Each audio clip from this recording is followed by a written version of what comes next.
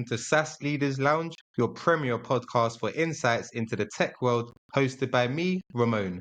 Today, we're diving into our AI series with a special guest, George Davis, the innovative mind behind Frame AI. George, it's a pleasure to have you today. How are you, and where does this podcast find you? I'm doing great. I'm just outside of New York City, representing the East Coast over here. It's great to meet you, Ramon. Fantastic. Pleasure to have you here today also. So George, what sparked the innovation that led to the creation of Frame AI, and how did it evolve from the concept to industry leader? Sure. So, I've been lucky enough to spend a lot of my career chasing data around in different industries. I think one of the most Yeah. fascinating things happening right now is how much we're measuring of how humans interact with each other and how we collaborate. And I've gotten to do that in telecommunications, biotech, intelligence applications, a lot of other use cases. I really came to the customer experience world a little bit accidentally. We were doing predictive machine learning projects with a number of large companies, and we began realizing that although many of them were doing work using their structured data, that is, things that were sort of answers to multiple choice questions or the outputs of systems, a lot of these questions that they were trying to ask about their customers and about their customer experience could benefit from better use of their unstructured data. That is, the conversations that people had with them and what kinds of basically what people would say in their own words through contact centers, help desks, support systems, surveys, anywhere that people could use natural language.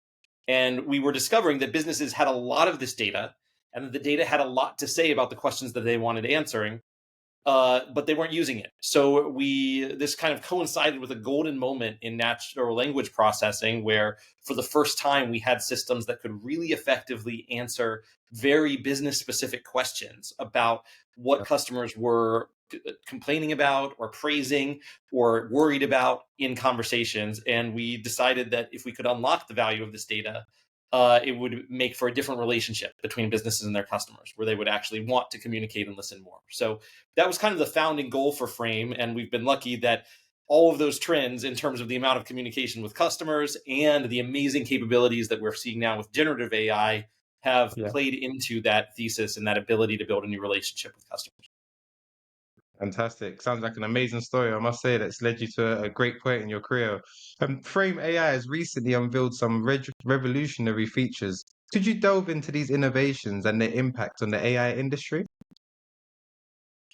Thanks for the kind words, Ramon. I think probably the most important thing that we've released and begun speaking about lately is our generative framework, which we call STAG, Stream Trigger Augmented Generation. So STAG is an answer to what we see as sort of a bias in the current AI landscape towards systems that require users to ask questions. So if most of you have probably interacted with a lot of AI tools over the last year, right? From ChatGPT. What's your favorite, Ramon? To be honest, I've just started using one called Deep AI. It's a bit of a different one, but I've recently had the founder on the podcast, and I found it's a much better alternative, depending what you're looking to get out of it. But yeah, that's my preference at the moment. It's a space with a lot of wonderful innovation, and most of these systems, both sort of dedicated systems like ChatGPT or perhaps Deep AI, and also the systems that are features that are getting built into the products you already use. So search and assistant tools built into your wiki and things like that. Most of those features are driven by the user making a request or somehow triggering a query in their workflow. So for the most part, you have to come in with something that you want to solve and trigger the AI to answer that. And almost all of those features are being powered by the same underlying framework, which is something that is called retrieval augmented generation. So basically, when you ask a question for a lot of these systems, the first thing that happens is that even before an AI gets involved, the system runs kind of a search query to find all of the relevant data and context from what you've been doing in the application or what's in the knowledge base that might be relevant to the question you've asked. And then it puts that together into the query to the AI in order to formulate a response for you. And it's a really cool approach that allows you to basically make these tools act as if they have much more knowledge than the AI was originally trained on. So it's a really powerful technique, and it's being used in all of these. But there's this problem that it requires you to have a query. And so it's only useful in situations where you're coming to work with a problem that you know you need to answer. And Yeah. what we're really interested in at Frame is all of the problems that you don't know you need to answer. Instead of using the AI just for knowledge, how can we have the AI help you with awareness of all of the different data streams you don't have time to keep track of? So that's where Stag comes in. So Stag, instead of being retrieval augmented generation, which requires a query to retrieve from, it's stream trigger augmented generation, which means that Stag systems monitor a lot of data flows simultaneously, and they proactively, instead of reactively, raise to you things that are worthy of your attention. So it's kind of the answer. It's where searches became feeds. We think that AI should play a role in actually telling you what you don't know, in addition to solving the queries that you do have. And that's truly groundbreaking, I must say. I think those features are at the moment redefining the industry standards, and also furthermore highlights kind of your role as a trailblazer, blazer being ahead of that production. How does Frame integration of AI and also human feedback enhance not just customer service but also organizational intelligence? Yeah, one of the things that we started by applying our technology mainly within contact centers, within customer service. So, Frame's core features for a lot of our early clients were the ability to annotate what was driving different costs or what was driving different outcomes that might lead to high or low CSAT or even churn, and basically help support teams become more efficient. And that's a really important goal working within the contact center. But one of the things we learned while doing that was that a lot of times those support teams are on the hook for solving problems that are really best solved somewhere else. A lot of times, by the time a question gets to your contact center, something has gone very wrong, maybe with the product, maybe with a vendor that's doing logistics for you to help do Mhm. fulfillment, uh, maybe with something about the marketing, maybe something about the expectations that were set by the user. And so, you know, customer service is kind of the third best place to solve any particular problem, and one of the more expensive ones. And so we wanted to help these teams make their data, make their interactions useful in solving the problems upstream. That's where it started. And so what Stag does in that situation is, by continuously monitoring all of these customer communication channels, we're able to use the AI to detect and repackage themes that are relevant to marketers, relevant to product managers, relevant to sales or account managers if you have a B2B customer success operation, basically so that they, who don't have time to monitor every call center interaction, can still get the themes that matter for them to do their jobs. And once we started doing that, we realized that there was a lot of demand on these teams on their own to use this awareness to power better solutions. So for marketing teams, they can use analysis of customer communications to find opportunities for really targeted and timely campaigns that they wouldn't know to do otherwise, because their customers are letting them know. For product managers, they can understand the impact a particular release has on the customer experience with a lot more fine granularity about why that's happening. So that's where the data meets the humans, who can then have an insightful response. It's incredibly insightful, I must say. I think the integration seems not only to optimize operations, but also to enrich customer and also employee experiences. In today's data-driven age, I think ethical is a paramount, or ethics, should I say. How does Frame AI uphold data ethics and also user trust? That's such a big question because there's so many dimensions to that problem, right? There's a lot of Yeah. stakeholders when it comes to customer data and how AI is used. We care about, does the customer who's interacting with who's being analyzed know and consent to being analyzed by a system? That's one of the reasons Frame works only in situations where we have explicit sort of approvals, and the customer knows that they are in a commercial interaction that's being monitored. And ideally, we're doing work on the customer's behalf to make their interaction more efficient. So that's one side of it, is sort of the privacy and the individual understanding. And in a lot of cases, we work with anonymized data. So, our goal is to help understand what's happening in aggregate, and not necessarily to, aid with the tracking of individuals. So that's kind of where we sit on the privacy spectrum. When it comes to the other aspect that I think a lot about with AI is, people are concerned about the rapid adoption of AI and its impact on the workforce. Are we doing right by our employees and by, I think there was a really interesting messaging this morning, where one vendor, I don't want to put words in anybody's mouth or name names, but on Twitter was indicating that their contact center, which indirectly was employing 3,000 people, might reduce their staff to about 700 on the basis of using generative technology to respond. Some of these, what I see is that a lot of companies are rushing to apply AI in the most narrow way, which is automation. They want to Yeah. replace human labor with AI. And there are very clear economics to that. There are a lot of valuable use cases for that. Sometimes it generates value for the customer. I don't want to diminish that as something that businesses must seriously consider. But there are risks to it too, in terms of basically disabling your own workforce and limiting your own interaction with your customer. And so what we like to make sure of, in contrast, what we're trying to do with AI is help the different parts of your business work better together. So we see ourselves as an augmentation solution that's helping businesses make better decisions across teams and ultimately leading to more opportunities for employment and work as people discover things about their customers that they didn't know before. So, I think the appropriate ethical response is for businesses to think about a balanced portfolio of investments. If we're going to be using AI for automation, how can we also be using it for augmentation or for orchestration across teams? And that's another focus of our technology. Yeah, I guess we've seen a similar thing. It's pretty different, but in Hollywood at the moment, I think doing right by your employees is definitely important, as you wouldn't want everyone to strike or cause difficulties in your advancements going. But just from you mentioned how you kind of prioritize privacy, I think it's commendable. It's just ensuring that innovation goes hand in hand with integrity, as you basically confirmed. But AI is shrouded in myths. Can you debunk one regarding AI's role in customer support? Sure. Where to start? We just spoke about one of the ones, which is, does AI have to be Yeah. something that eliminates jobs? I think in some cases we can be using AI to identify more opportunities and more reasons to communicate with customers.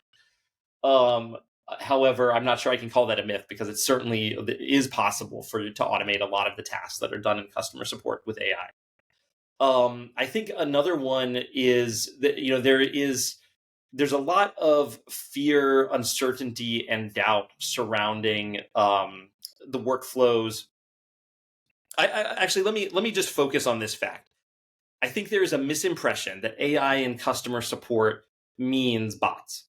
It's very easy to stop the conversation there. And with all of the things that it entails clear economics for the business, but also all of us have had bad user experiences with bad examples of those bots. The best user experiences that customer support teams are going to be able to provide are going to be hybrid experiences.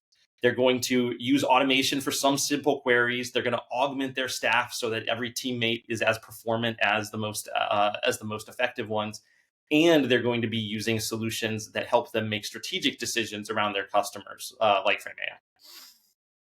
It's enlightening, definitely. I think clarifying such misconceptions is crucial for informed AI adoption, definitely in customer-centric sectors. What critical yet underappreciated aspect of AI in customer engagement should businesses be more aware of?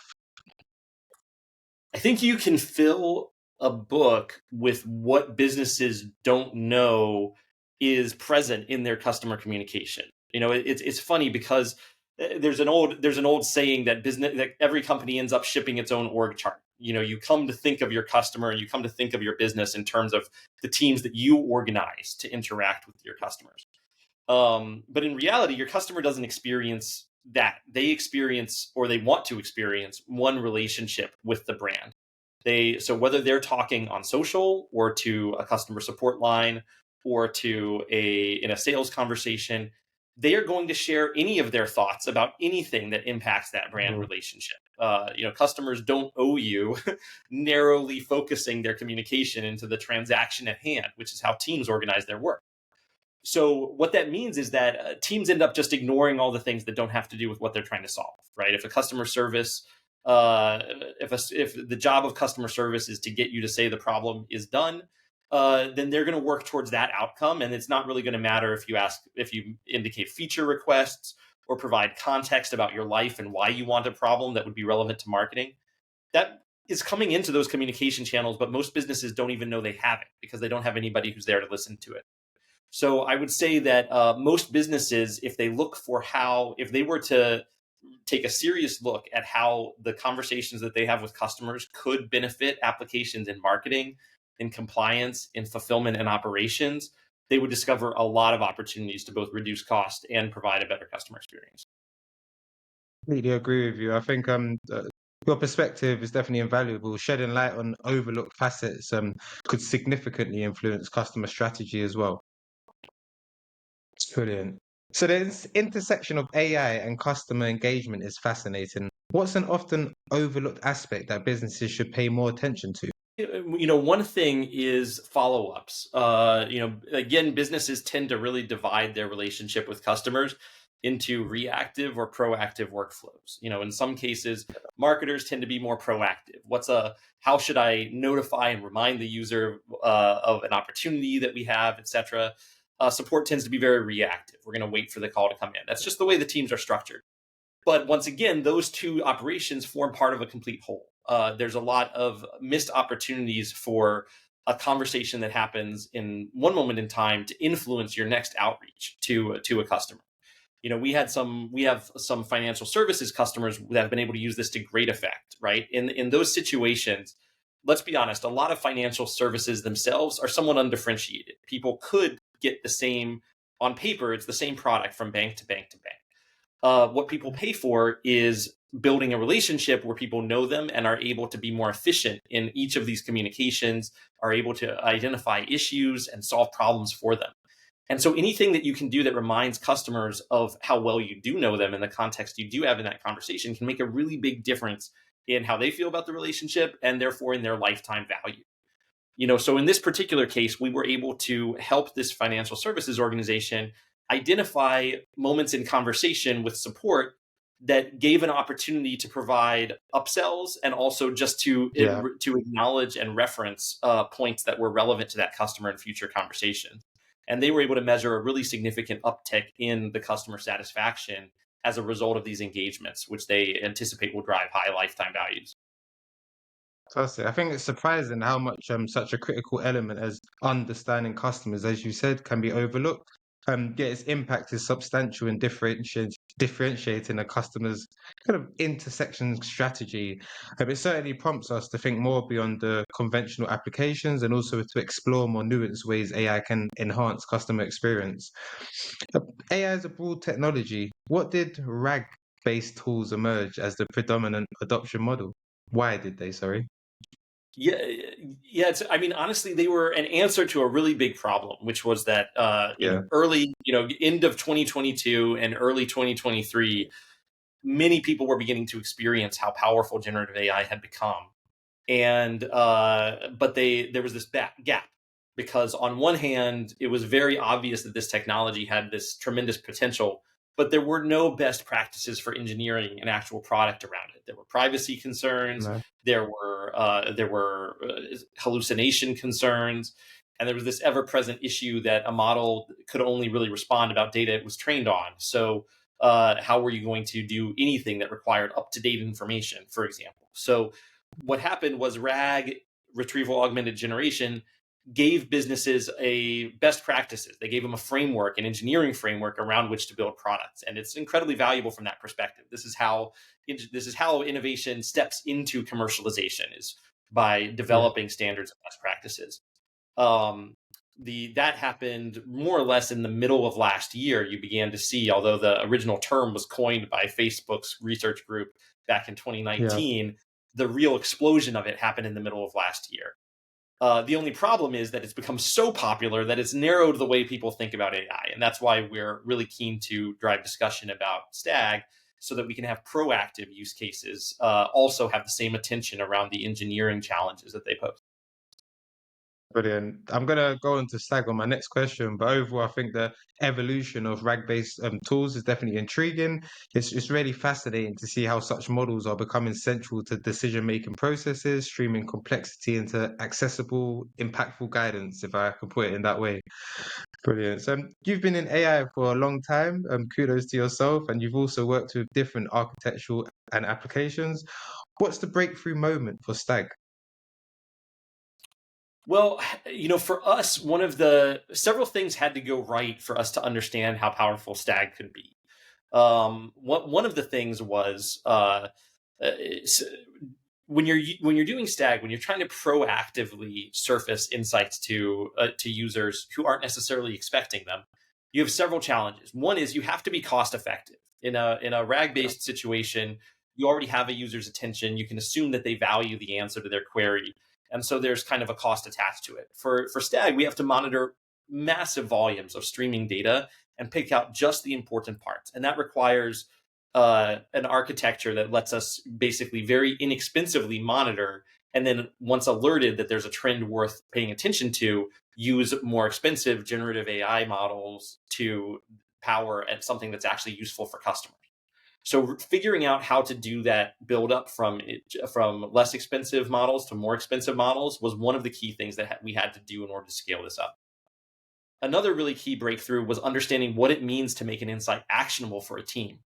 It is one thing for marketers to understand that there's value in the support conversations that they should be using, but it's another thing to make it a part of their daily process to accept these notifications and to act on them. And to do that, you have to really reduce the effort for someone to understand, build trust, and act on the information that you're bringing them. And that's something we were able to use generative AI, the STAG framework, using a combination of summarizing individual conversations and building those into summaries of entire themes. We were able to use that to make these much more interpretable and much more actionable to an end user who wouldn't really know how to dig into the data themselves. And once we got those two things and they come together, if you imagine this as a marketer, they come together as, hey, there's been a really unusual uptick in interest in this particular topic over the last 2 weeks. And a lot of the conversations mention this event as one of the reasons that they're interested. That crossed this threshold of actionability where we see the light bulb go off, and we see people saying, wow, I could really use this to be more timely and to have a very differentiated marketing campaign. That's just in the marketing, but it's an example of how using generative AI to make an insight useful and actionable to the end user really changes the equation of what you can do with it. And so that was our realization that, hey, we need more eyes on this STAG framework. Brilliant. I think what you've mentioned in regards to the cost and also the better usage is definitely two remarkable milestones. Overall, your journey through various AI frameworks to this significant point, it definitely illustrates the dynamic nature of the field and also Stag's potential to, again, revolutionize how we engage and also implement AI solutions. Moving on to more of a lighter part of our podcast, I'd like to shift the gears to our rapid fire section to give our listeners a peek into the person behind Frame AI, yourself. So, starting off with it, do you prefer stability or adventure? I think adventure, the nobody seeking stability should start a startup. So that may be unsurprising, but I agree with yourself, definitely on that point. I think everyone I've had on the podcast so far has given similar responses to similar questions in regards to how they prefer a messy environment or a controlled messy environment, which kind of can bring the unknown to yourself, which is always where you want to head. But yeah, do you prefer oceans or pools? very much an ocean person. I'm lucky enough that my partner is a Portuguese national, so I have plenty of opportunities to fly across the pond and experience the beautiful, where the Atlantic meets the Mediterranean out there, and wouldn't trade it for anything. It's a great place to be. Brilliant. Do you prefer team sports or individual activities? That's a tough one. I think personally, I think the record shows individual activities have been my go-to. But life is a team sport, and watching teams perform excellently together it's a special type of pleasure. I think a lot of people who spend their lives in technology. they spend a lot of times working independently on projects, and that sort of Yeah. biases you towards thinking about things individually. But once you start to realize how much you can do with a really effective team, it's, that the course of my life has been one of valuing teams more and more. And I love that quote there. Life is a team sport. Beautiful one, definitely. Concerts or theatres? That's interesting. I'm concerts. I'll be maybe the guitar gives it away, but I'm a music guy myself, although not a musician, despite the guitar. But no, I think for me, one of the best experiences can be going to a small venue with a really great artist that gets everybody in the same place at the same time. That's music to my ears. Excuse the pun. Board meeting or brainstorming session? Whiteboards all the way. In fact, I can brainstorming session back there behind me. But no, I think I would be surprised. I would be surprised who you would find that prefers the board meetings. They serve their function, but I think all of us got it. Like you said at the beginning, I love that quote of adventure brings the unknown to you, and that's what that happens at the whiteboard for me. Brilliant. This sounds like a great founder to work for, I must say. I agree with that myself. I'm more of a brainstormer. Traditional art or digital art? That's another interesting one. I am a traditional art person, I would say, although traditional can mean a lot of things in this case. I think a lot, actually, this can happen in digital artwork too, more and more. But I think a lot of what's interesting about any occupation, including art, is the ways that you have to wrestle with the medium to get something out of it. So, whether it's technology or painting, I respect it when people lean into the constraints that their medium is putting on them and can do something really new and innovative in spite of it. I agree. I guess they say art is one thing that won't be replaced by AI, and I hope it stays like that as well. The last question, actually, I nearly skipped over it, but we touched on the music category earlier. Do you prefer to work in silence or work with music? As soon as we're off of this, music will be on for the 10 minutes before the next meeting. So I think that answers that. Most definitely. I think our office neighbours must be annoyed at us as well, as we're definitely music players to keep us motivated. And same as you, Fortunately, as you've soon got as it nice finishes, headphones too. yeah, definitely. We've got a speaker next to me as well, so it'll be transferred onto that. But yeah, we like to keep a collaborative nature on the SaaS Leaders Lounge podcast. We always have our previous guests ask a question for the next and allow you to also ask a question to the next. So previously we had a gentleman called Daniel Gaynor. He's the co-founder of Signal AI and also Kelp.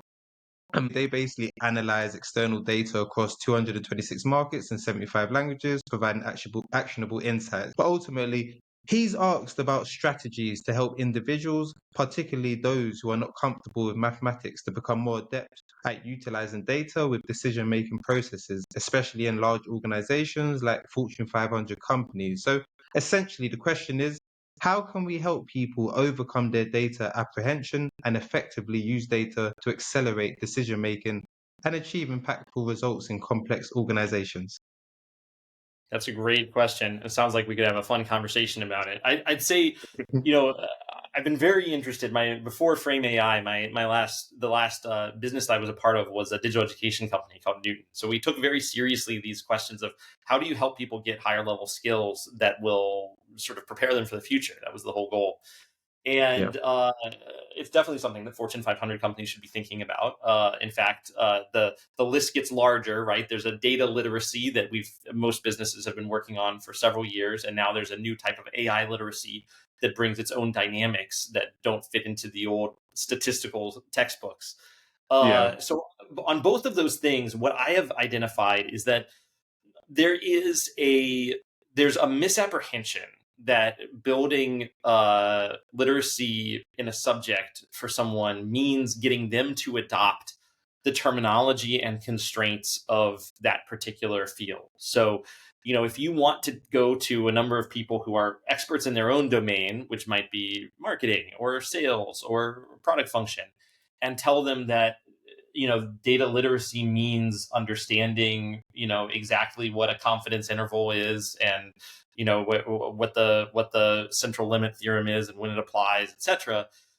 you're basically asking them to go out of their element and into a space where the results feel less relevant to them. And I think almost any good education for a practical application starts with understanding what a team's goals are and understand where those are being blocked by their misunderstanding. So, Yeah. wading in and starting with questions about what problems people are trying to solve that can't, and demonstrating the ways that particular applications of data literacy can help do that is the right starting point. And then once people are motivated, the learning is going to become much, much more easily. Brilliant answer, I must say. And if Daniel has any more kind of interest in what you have to say, considering your background as well, I'll be happy to connect you both together. Although we will be holding roundtable discussions, hopefully you could both be involved as well to thrash that out at the beginning. But I love ultimately, it. we've got a next fantastic. We've got a next guest called Karthik. He's the founder of Armilla AI. They basically provide AI risk mitigation and also transfer solutions to kind of enable enterprises to safely deploy cutting edge AI. What would your question be for Karthik on the next episode? Yeah, no, I think I'll ask one kind of central to the industry we all participate in, which is um, how does we've all had experiences with the priorities of business leaders changing substantially over the last 2 years. And I'd just be curious, which of those changes were most impactful for them in their ability to reach business to business customers, and how did they deal with it? How did they approach the new normal for business leadership? That's a great question, I must say. And please do tune into the next episode to find out his response to your answer. Overall, George, I've had a lovely time in this discussion. Where can our audience follow your work and also frame AI's continued evolution? I'd encourage everybody to follow us. Visit our website and our blog at frame.ai. You can find us on LinkedIn as Frame AI, and on Twitter, I'm George B. Davis. Easy to remember if you have my name in front of you. And Frame AI, of course, is active there. Look forward to continuing the conversation. Fantastic. I'll be sure to put all the details in the About Us below the YouTube channel, Spotify, and also Apple Music. Thank you so much, George, for the fascinating discussion today, offering a deep insight into AI's potential to transform customer engagement and also operational excellence. To our listeners, stay tuned to the SaaS Leaders Lounge for more enlightening conversations with pioneers like George. Don't forget to subscribe. Until next time, keep innovating and leading in the SaaS realm. Farewell. Thanks again for your time, George. Thanks, Ramon. Brilliant. Cheers. Cheers.